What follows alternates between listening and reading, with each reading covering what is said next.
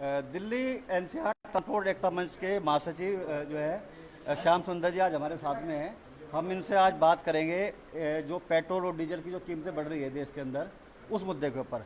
श्याम सुंदर जी, जो ये तेल की जो कीमतें बढ़ रही है उससे ट्रांसपोर्ट के अंदर क्या प्रभाव पड़ रहा है?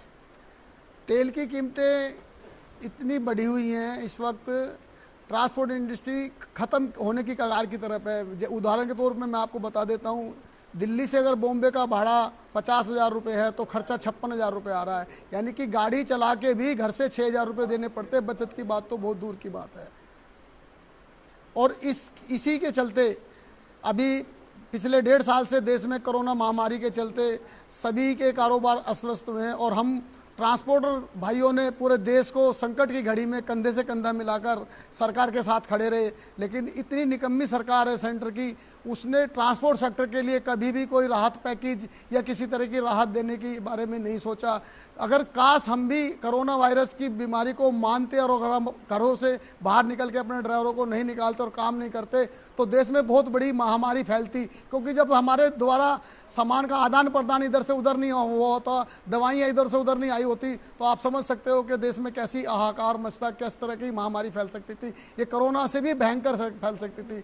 ऐसी संकट की घड़ी में हम ट्रांसपोर्टर भाइयों ने, पूरे देश के ट्रांसपोर्टरों ने मिलकर सरकार के कंधे से कंधा मिलाकर काम किया। लेकिन इतनी निकम्मी सरकार है, भविष्य में कभी ऐसी सरकार नहीं रही और ना ही हम कभी सोच सकते हैं। इसने कभी भी ट्रांसपोर्ट सेक्टर के बारे में कभी कोई राहत पैकेज की घोषणा नहीं करी, कभी कोई रिलीफ नहीं दी हमें।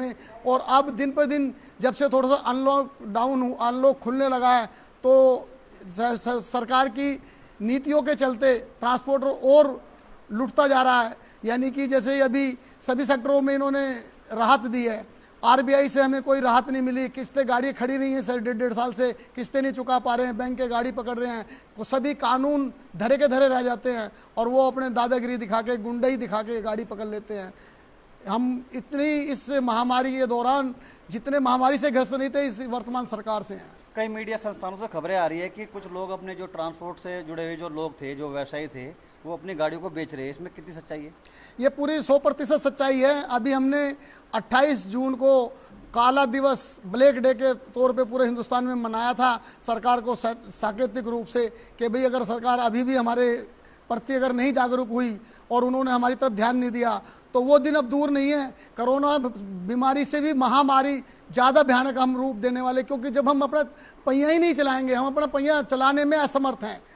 हम कोई चक्का जाम करने की घोषणा नहीं करेंगे। हम जिस काम को करने में असमर्थ हैं हम करेंगे ही नहीं, हम घर बैठ जाएंगे। अपना आप ही देख, उसका रिजल्ट सरकार को भुगतना पड़ेगा, उसका खामियाजा देश की सरकार भुगतेगी, उसका इफेक्ट आम जनता तक पड़ेगा।